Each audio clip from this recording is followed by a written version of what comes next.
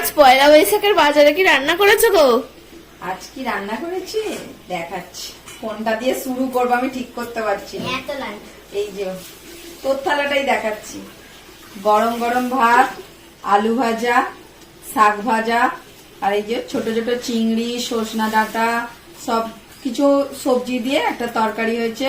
আর এই যে লাল লাল মটনের ঝোল, এটা হচ্ছে পেঁপে দিয়ে ঝোলটা হয়েছে, খুব সুন্দর খেতে হয়েছে। আর কি করেছি দেখ, এই যে আমের চাটনি।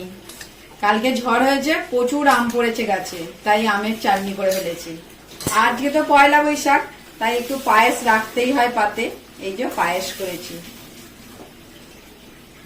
কেমন হয়েছে বল বল তাহলে। হ্যাঁ, পুরো খাবারটা জমে যাবে। আরে দেখ দেখ আজকে আমি কিরকম রান্না করেছি, বল বল। গুড্ডু, কেমন হয়েছে? দাদু